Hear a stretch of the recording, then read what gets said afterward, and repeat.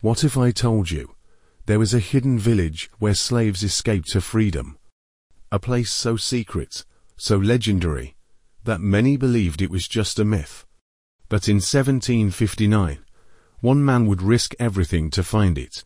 This is the true story of Masamba, a man torn between survival and freedom, hunted by merciless trackers, and fighting against all odds to reach Vibumi, the village of the free.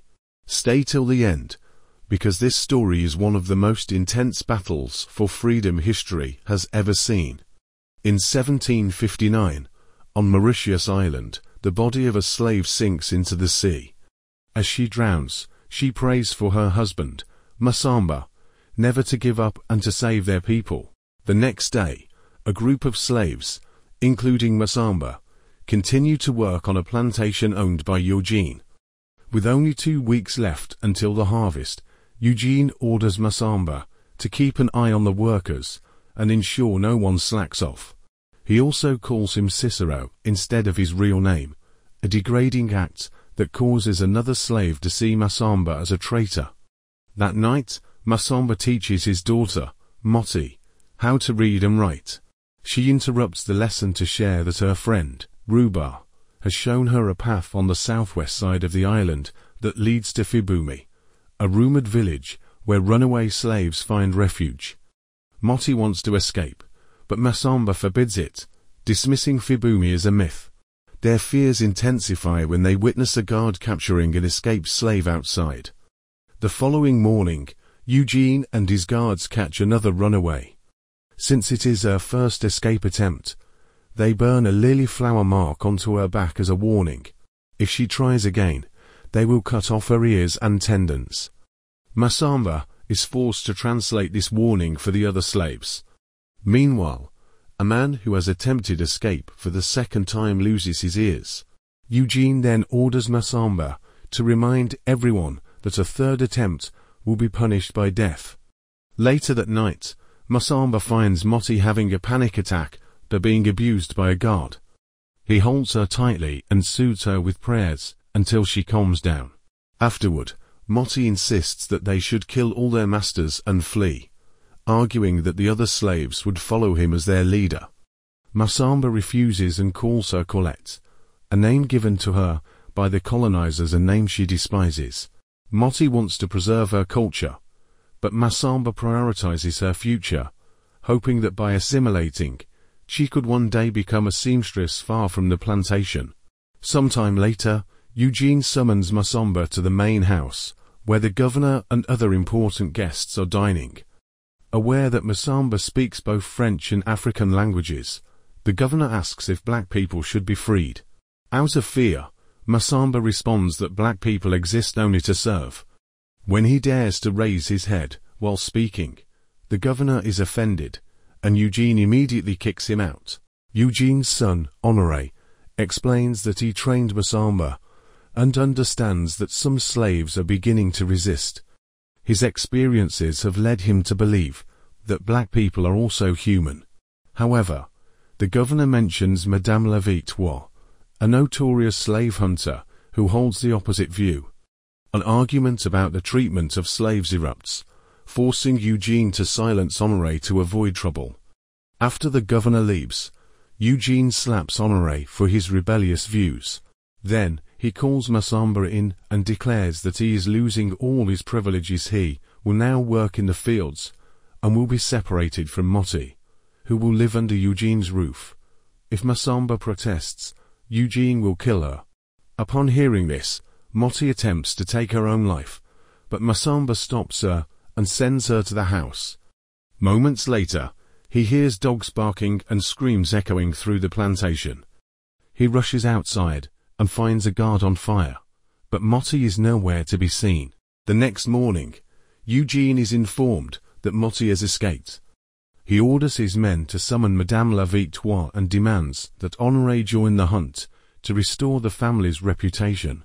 Honoré reluctantly agrees, but pleads with his father to treat Moti better when they bring her back. Meanwhile, Masamba is tied to the ground and whipped for several minutes, but he insists he has no knowledge of Moti's whereabouts. When Madame la Victoire arrives with her sons, Joseph and Baptiste, she refuses Eugene's money, instead seeking the details of Motti's escape. She questions Masamba, promising to bring Motti back alive so she can be punished. But Masamba swears he knows nothing. To force a confession, they bring in Ruba, who is pregnant.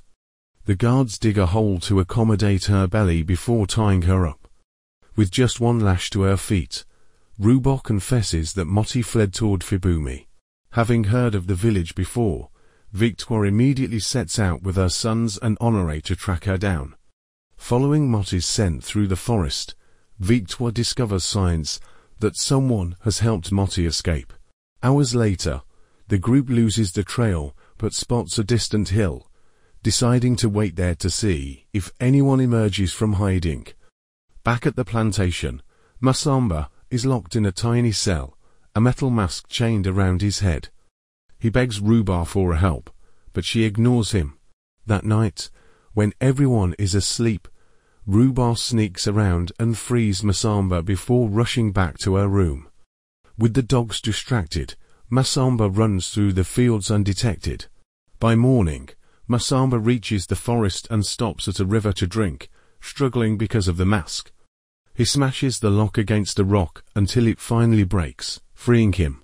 Using the shadows created by tree branches under the bright sun, he navigates in the right direction to search for his daughter. Meanwhile, Victoire scolds Honoré for eating like a black savage and forces him to pray. Honoré argues that, given her own tragic past abuse, an unwanted marriage, and the first woman on the island to divorce, she should be more sympathetic toward slaves. But Victoire insists that the church has proven that black people have no souls. However, Honoré senses she has doubts. As Masamba moves through the forest, he meets a black man named Kebede, who helps him hide. A woman carrying a baby is also with them. When Victoire's group enters the area, the baby starts crying, alerting Baptiste.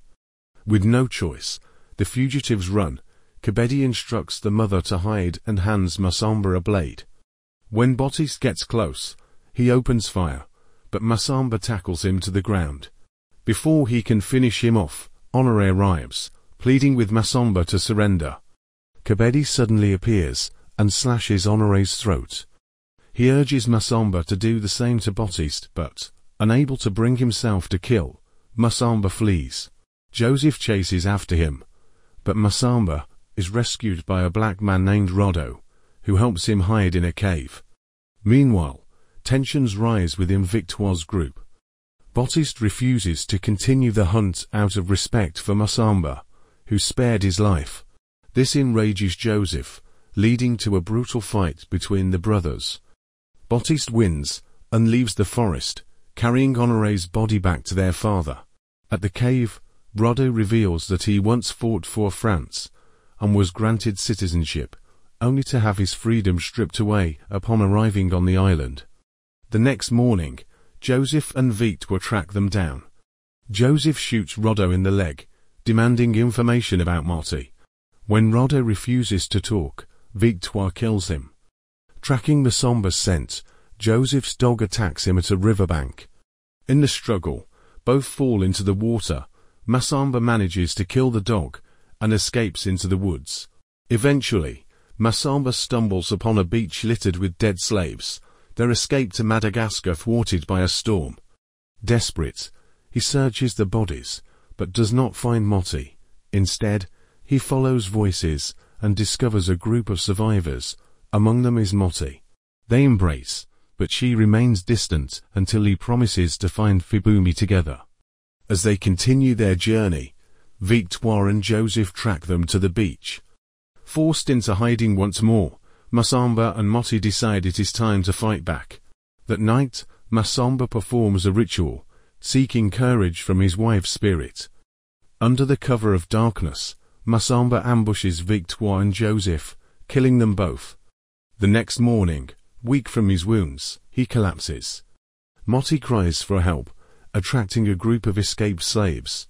Together, they carry Masamba and eventually reach Fibumi, the mythical village hidden in the hills. A healer tends to Masamba's wounds, and that night, the villagers welcomed them into their community, finally granting them the freedom they fought so hard to find. And so, Musamba's journey didn't end in chains, but in freedom. His story is one of courage, sacrifice, and the unbreakable will to fight for something greater. But what do you think? Do you believe more untold stories of freedom fighters like Musamba should be shared? Let me know in the comments below. And if you loved this deep dive into history, smash that like button, subscribe, and turn on notifications so you never miss another incredible story. Thanks for watching, and I'll see you in the next one.